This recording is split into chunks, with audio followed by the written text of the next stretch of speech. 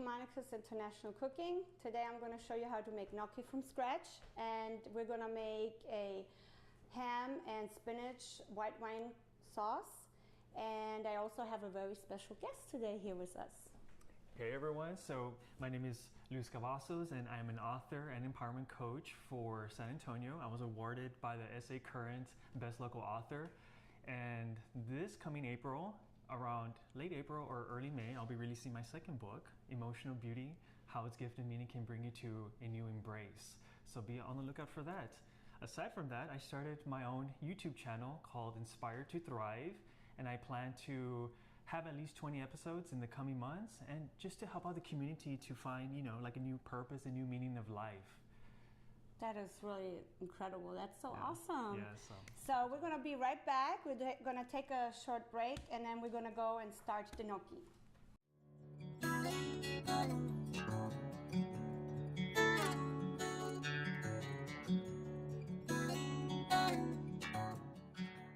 I already prepared the dough now, and it's not sticky anymore. What's very important, so if you want to fill a little bit, it's kind of nice. We shall see, yes. I'm no chef, but wow, it does feel like Play-Doh, just like when I was a kid. So what I do is I roll it out a little bit, but we're going to come back with that. But I already sprinkled it a little bit with flour, just around it, because you don't want it to stick. And what I'm going to do is I'm going to cut it in stripes, and then we're going to work each stripe and cut it into small pieces. And I'm going to have them all over this counter, and it can't stick to the kitchen island, so that's why I put all the flour everywhere. We're back. And Luis is going to help me now make the sauce. So Luis, can you put a little bit of olive oil, and I'll tell you when to stop. I'm kind of nervous because I'm no chef, I'm a psychologist and an author, but... And you're going to learn something new today. Yes. As they say, stretch out of your comfort zone, right? That's right. How much do I put? Just a little bit. I'll tell you when to stop. You can go on a little more. There we go. Okay. About 2 tablespoons. Okay. So then what you want to do is, since it's already, I warmed up already. Yeah. I'll wait a little longer. And then what you can add the onion. The onions would be, okay. Right there. The whole bowl, yeah. Yes. See how that sound? Oh, that's the sound you have to hear. That means the oil is hot. You don't want to do it before. So I'm seeing now you can add a little bit more. A little more. Keep on going. Don't be scared. Yeah, I know, right? Can't do nothing wrong with that. Okay, that's good. Okay. Then you want to put it back. Yeah. And then you can stir it a little bit. Thanks for stirring. We're going to leave that for about 2 minutes, and we'll be right back.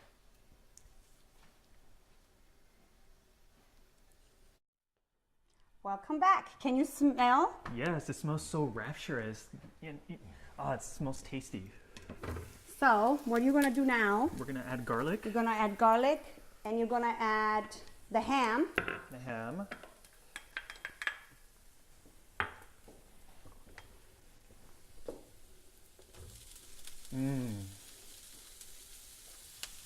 Oh yeah, that smells really, really delicious. And then... stir it again. That's right. I'm going to put the heat a little bit on medium. Okay. And then when you stir it up, we're going to leave it for another minute, just for the garlic to get in and for the ham to be a little bit roasted too. So I'm going to take the top off. Luis, if you want to add the white wine, you can use any white wine you want, Chardonnay, whatever you like best. We're going to stir it a little bit.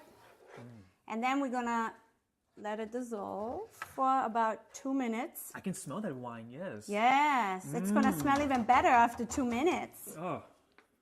And then we're going to be right back. So I was thinking about inviting a lot more guests to my show, and I'd like to promote, their business maybe, because Absolutely. there's so many people locally in San Antonio that are just starting out like me. So, we're back. Oh, we're on back. camera. All right, never mind. So, Luis. Spinach. Spinach. There we go. So that has to stay a little bit too if you stir it a little bit. Do you know what I noticed? That the wine really enhances the food. Yes, it just does. Makes, It is all about the flavor. Yeah. And the important thing is the alcohol will be all out so children can eat it. It's safe. There will be no alcohol in it. Okay? So we're going to let that now saute for about 2-3 minutes. What happens with the spinach, it's going to dissolve and it's going to get really small. It looks a lot now, but once it starts cooking for a little while, it looks a lot less, actually. Interesting. So, we'll be right back. So, Luis, we're almost done. We're coming to an end with the sauce. So, what do you need to do now? So now I'm going to be adding the cream. Yes. Half a cup. Half a cup of cream. And then you can add the 1 cup of milk. There we go. Doesn't it look nice? That does look nice. So you're gonna stir it. And I'm gonna move the top. And let me show you. So I'm gonna put some salt. Okay. What I like to do, I can tell you to add 1 teaspoon. I usually don't measure. It just comes naturally. I think it's because of my mom. She never used any spoons. She's just doing it like that. So I guess I'm used to it. So I just add a little bit and I just keep tasting it, you know, just to make sure it's not too salty. You let it boil a little bit. And if you have to, you add a little bit more salt. Okay. And then, of course, you can never go wrong with pepper. Absolutely not. There we go. And we're going to let this sit for just a little bit. And then I'm going to try. And then if we have to, we're going to add a little more salt. And then we're going to add the parmesan. That's going to really make the flavor nice. All right. Let's let that cook for just a couple minutes. Okay.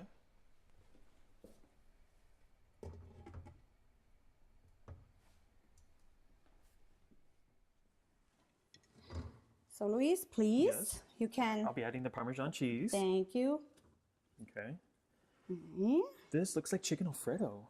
Well, yeah, kind of. Did you know that chicken Alfredo is not Italian? I didn't know that. Really? No, it's not. Tell us They more don't about have that. chicken Alfredo in Italy. I think it's an American dish that Americans made Right. up, you know, with the chicken. But usually Alfredo sauce is it's more like that. Right. Okay. With ham and, you know, not so much chicken. This is now the real Italian. Yeah. Yeah. You can smell the wine, the Parmesan, Right. the onions. And so now I'm gonna add just a little bit of parsley, just to add a little flavor to the sauce, because I like to use it in the end Okay. to just make it a little bit more fresh on Right. top, you know, And the flavor. exactly. And then we're gonna stir it again. And now it's getting a little bit thicker because of the Parmesan. So let's see. And then our sauce is done, and I'm gonna let you try a little bit, Ooh, okay. like a little teaser before you try it with the gnocchi. Ooh, can't wait to try that. Okay. All right, there we go. Let's see. Make sure you blow it, because it's kind of hot. Burn my mouth here. Yeah. You need your mouth to talk when you have all your nice students around you and giving them speeches. Right.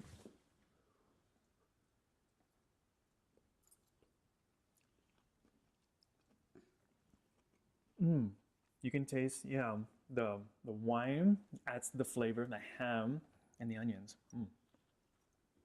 Oh, that tastes super delicious. Just wait when the gnocchis are in it.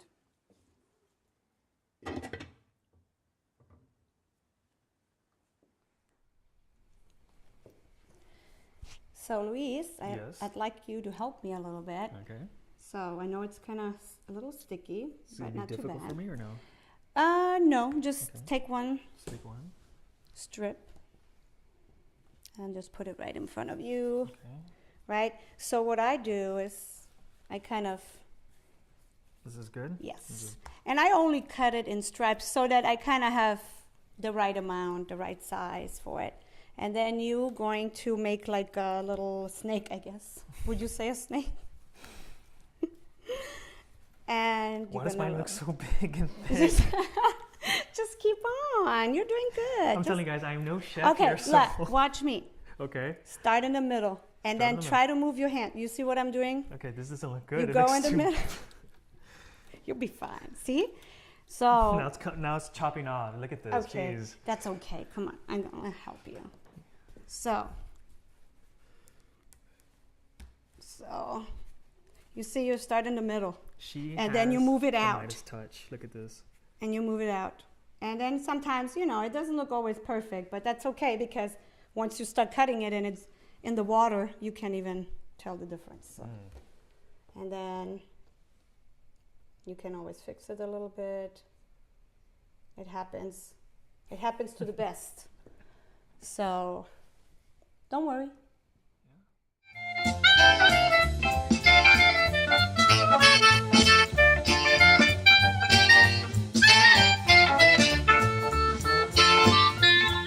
So now that the water is boiling, we can add the gnocchi that I cut up in small pieces. And we're gonna just put it in the boiling water. It's gonna sink to the bottom. And you don't wanna ever put too many of them in there because they can stick together. So just put a few, little 20 pieces, maybe. I've heard from other chefs that you need to have that certain touch on your fingertips, and they say it takes at least 3 or 5 tries at least where you have to burn the tip until your finger gets accustomed to it. Is that true? That is true. Yeah. Like when I wash my dishes at home, and I use really hot water because I cook with meat. Yeah. And you can't just go from meat to veggies. You have to really make sure you kill all the germs off. And when I do that, and then my husband comes in, he's like, "Ow! Oh my God, how can you do this? Especially like Is not burning your hand?" I said, "I'm used to it now." Yep. So now the gnocchis will be done when they float up to the top. Can't wait to try them. Okay. So now that the gnocchi float all the way up onto the top, they're done. Okay. So you make sure that there is no water anymore, and you're gonna add it to a bowl. Can I say something funny? Yes. It looks like bananas from this perspective for some reason. Like right It here. does, right? Yes. It does. But it's not bananas, guys. No, I wouldn't boil bananas. Yeah, exactly. That would not be tasty. I don't know. So what I like to do is, so that you see how it steams, you want to keep it warm. Oh yeah. Because it's going to take a little time to do all the gnocchi, so you don't want that to get cold. So now we're going to, again, put the rest of it in, and then do that whole process again until they are done. Repeating.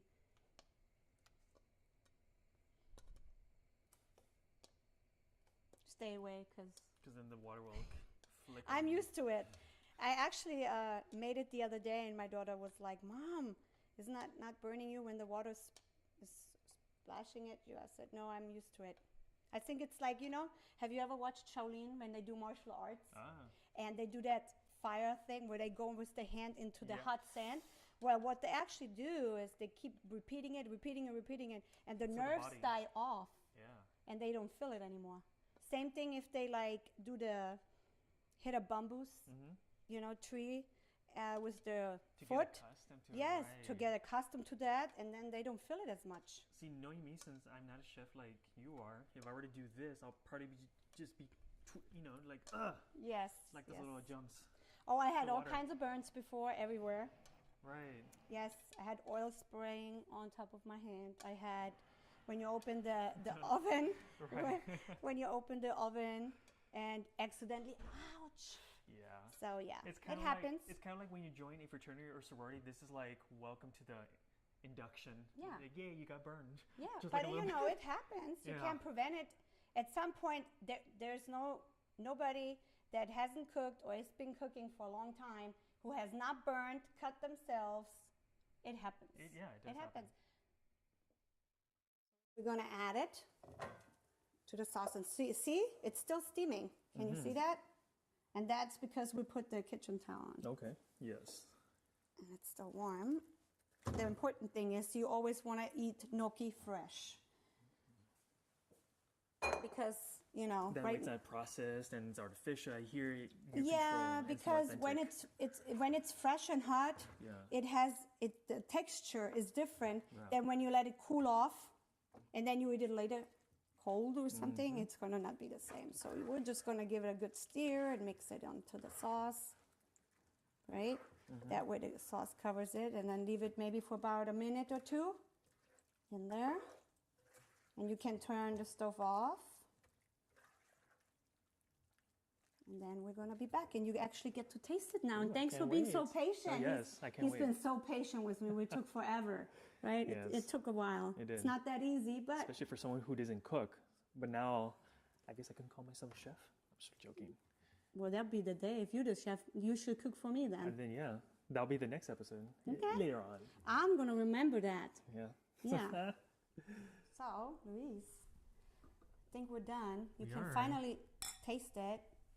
And cheers for you for 2019 on your YouTube channel and Thank on your you. new book. And you too. Thank you. Yes, we're in this journey together. All right, you can tell me now what you think. I'll let you try first. You want me to try first? Mm-hmm.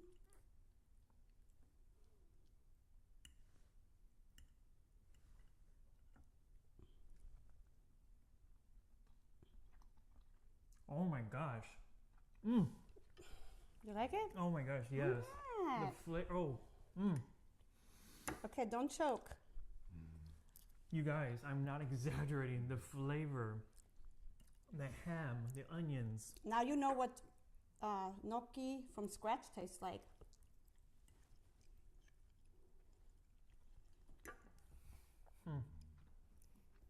Good? Wow.